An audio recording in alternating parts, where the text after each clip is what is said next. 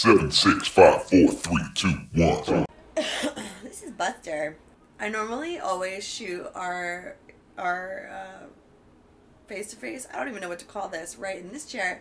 But today Buster was looking so freaking cute. But before I show you Saturday, I want to pick up where we left off on Tuesday. Because Monday was a particularly no. The reason I'm sitting here is because of you. Stay here and snuggle, you little goon. He does not like being on camera. Well, here, now that he's gone, I can bring this in closer. Monday, I flew back from California, and I went to November Project in the AM.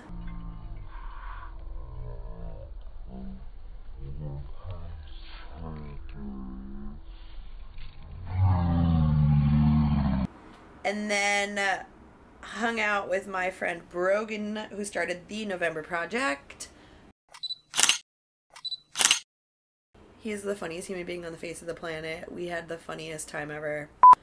We're going to the Cultural Center, which is on the same block I live on. It's also known as 7-Eleven. It's a gift store. Are you talking? With some food options.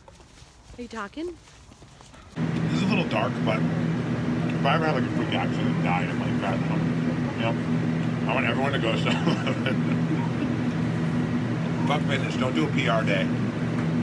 I want everyone to go to their local cultural center. Or some Slurpee.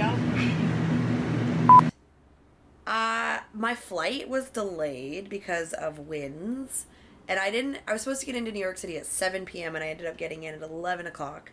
So I went to bed super duper late, and I never know how I'm gonna feel on those cross-country flights. Normally it like just blows my piriformis muscle up. And this time around, it didn't, but I had super dead legs. Tuesday, our track day, we went to Icon Stadium again with Nike. And, yeah, you can watch that quickly. Not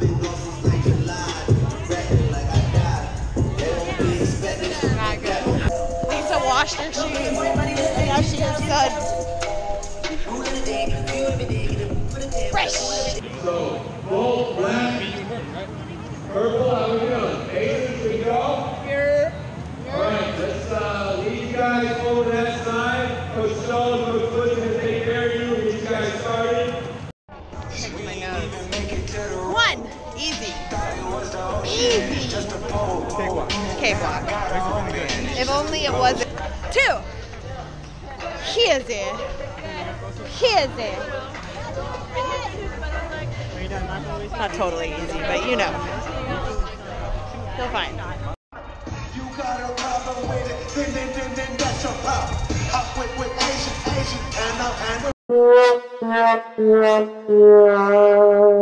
Did we do 4? I can't remember if we did 4 or 5. Let's look.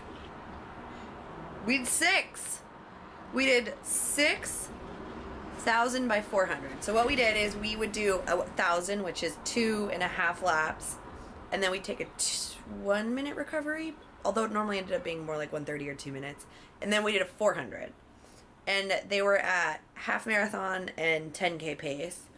And the first couple I felt totally awesome, but once we hit 4, I felt like I was moving through quicksand. My legs were so heavy. What sucked is like my brain felt great, my heart rate was perfect, I didn't feel fatigued. Well, that's not true. I felt fatigued. I didn't feel like I was out of gas. Like, I felt like I was saying, go legs, and then my legs weren't going. Which is just, like, not enough sleep. Like, days and days and days of not enough sleep in California. And then not getting enough sleep that night. And, yeah, that's just, like, legs and airplane, and it catches up with you. So, that was kind of a bummer, because on the one hand, like, I'm kicking myself saying, give this your all, and it's hard to run with a group and watch them, like, you know, drop you for 2 rounds. But I kept telling myself, like, on the 4th go, once I started, like, losing them, I'm like, just 1 more. You don't have to do all 6, just do 5. And then once I got through 5, I was like, do the last one, you can do it. And my times were still fine. They weren't where, the last 2, they weren't where I would want them to be, but you know what? I did it. I did it at 100% effort, and I'm happy I did it. And then Wednesday I took it as an extra rest day because I was so beat up and just this cold is killing me. So I adjusted, I did some strength, and then I went to bed.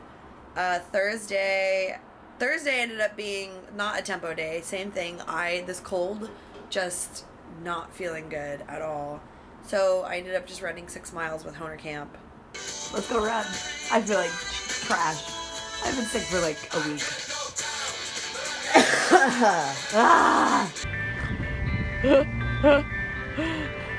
Look at those arms. Look at the arms.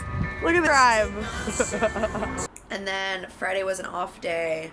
And today was 14 miles with the last 2 miles at half marathon pace. I wanted to run the last 4 at half marathon pace, but the last 4 miles kicked off on the Williamsburg Bridge. So I pushed, but not as hard as I wish I would have. The plan called for 2. That's what I did. I'm super stoked about how we did it. You can watch that here. I look like a goon. You guys, it's, what time is it? Hold please. Hold please. I'm gonna put this in my air pants. It's Saturday, September 29th. It's 6:11 in the morning. I woke up at 3:45 and could not go back to bed. It drives me crazy. I've been getting the best sleep since I got back from San Diego because I've been sick. I'm still sick. I have had this cold since Take the Bridge, which was like 2 weeks ago, and it's killing me. Like, really just driving me insane. My week of training really suffered because of it. Like, I literally took a rest day Wednesday. I did, like, strength training, but I felt like I got hit by a bus. I was coughing and hacking every, like, 3 minutes, and the general rule of thumb when you're sick is if it's above the neck, you're fine to run. If it's below the neck, don't run. And, I would say, like, sometimes I'm a little phlegmy right here. Here, do you like my shirt? No stopping marathon Monday. Sorry, I had to share. But Wednesday, like, I was so tired. Like, I fell asleep on the couch. I fell asleep foam rolling. So that was when I knew, like, I'm sick. I need to go to bed. I think I went to bed at 8 o'clock. Woke up at, like, 9 o'clock the next day. Like, I don't have to run it alone today. My friend Matt is gonna meet me. He only has to do 10. So I think what I'm gonna do, because it's so early, is I'm gonna run to the Brooklyn Bridge, which is where we're meeting. And then, yeah, we'll run 10 together. And Matt's really fast, so he'll already be pulling back to run with me. So I'm sure he'll appreciate running the last 4 miles at his easy pace. See, I'm just dying. Alright, I'm gonna finish drinking my Martin, which is the greatest thing in the world. Hey, I'm sure you guys have heard the hype about this stuff. It's, I have the gel and the mix, and I've been using it for 2 weeks, and I love it. It's amazing. It literally is magic. Yeah, but yeah, I'm gonna finish doing my air pants, and then I'm gonna do my warm-ups.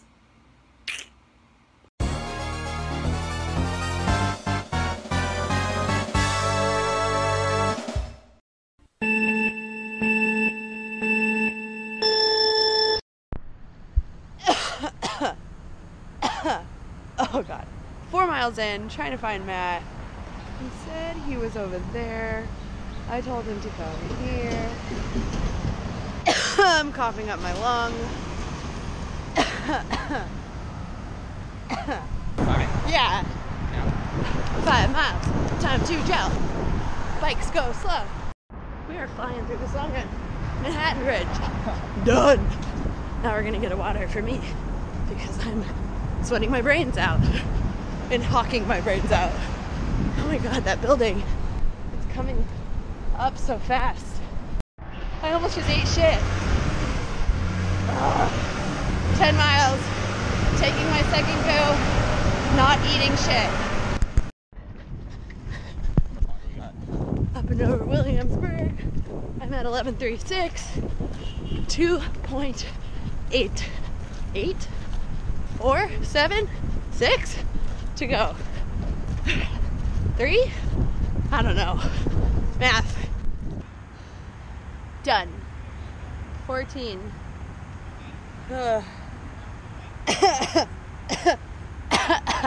I'm dying. Let's take a picture.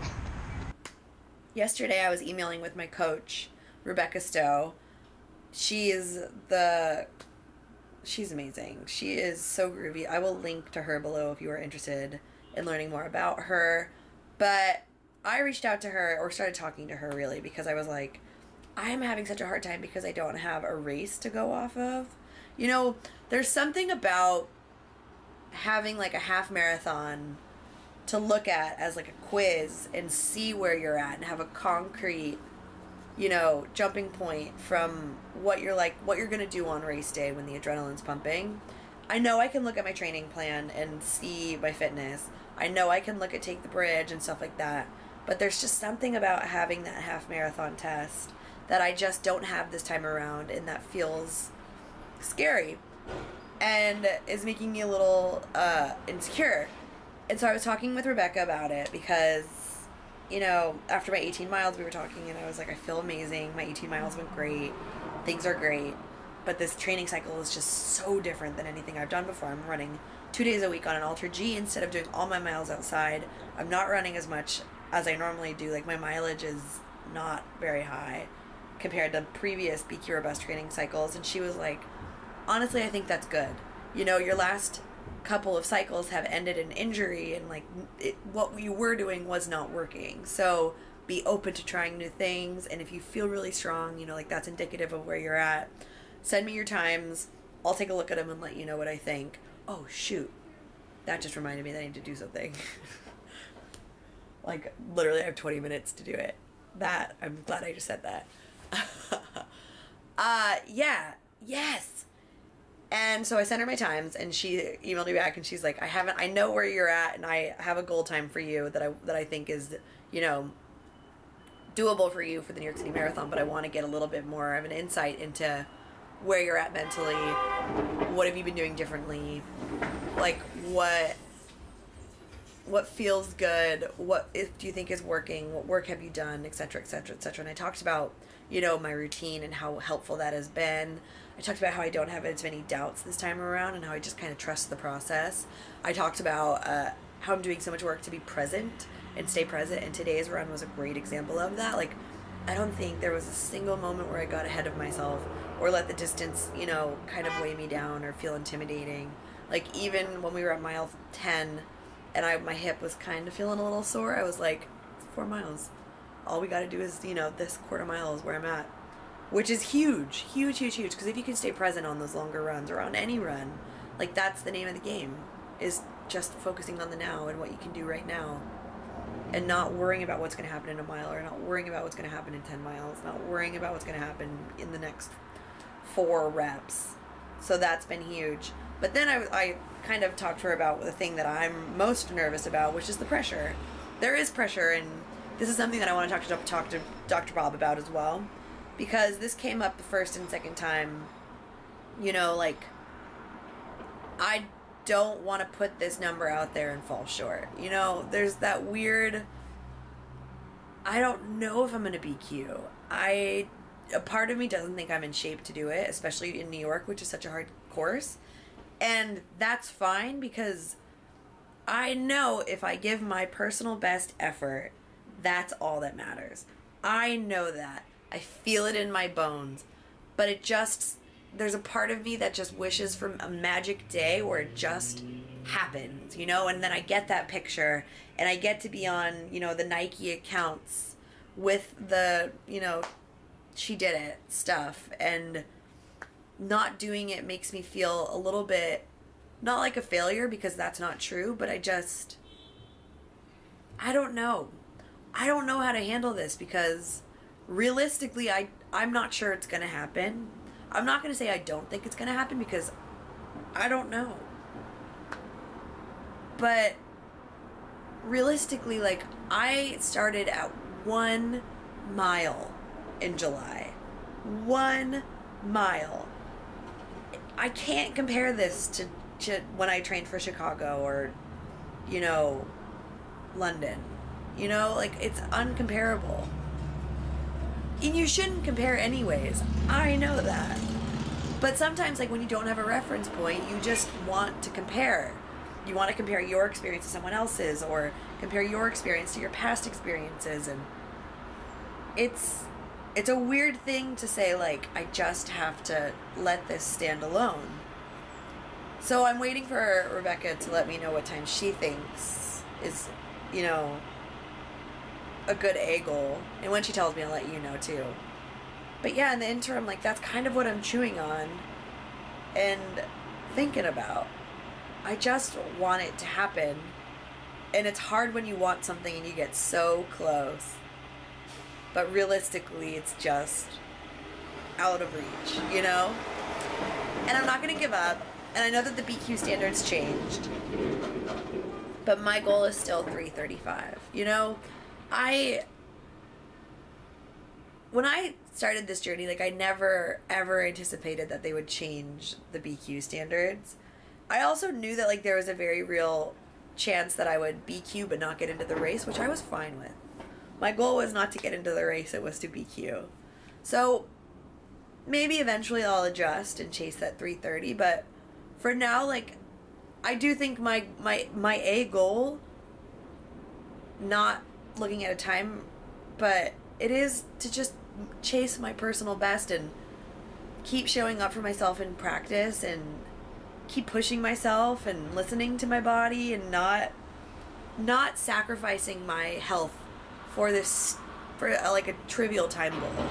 Personal best is what it's about for me, which is hard for me to say because, yeah, of course I want to be able to, like, have that picture on Instagram stories on the Nike account that says Kelly Roberts, you know, make impossible possible, 335, she did it. But I don't know. I just really wanted, this is for me. It is for me. And every time I get ahead of myself, like, it's just about coming back and being like, it doesn't matter. That doesn't matter. What matters is proving to myself that I can make my impossible possible and not quit and show up and have fun and enjoy the journey and let this crazy chase transform you, because this feeling that I have right now, feeling so strong, this is what it's all about. I don't even care if I don't make it to race day. Feeling like I felt today is the biggest win. I feel so strong and so grateful to be out there. Grateful that I can run with friends and you know, like, get to know people better. Like, that's the truth. It's just about like, having the courage to try and see what happens and keep going when you get close enough and it breaks your heart, you know? So yeah, that's where I'm at. Long diatribe today. 6 miles tomorrow, and then we get on to week 12. It's like a month away. Insane. So yeah, staying healthy. Knock on wood. Alright, see you guys tomorrow. Tomorrow? I don't know if I'll see you tomorrow. I don't know why I said that. Buster! Alright, see ya.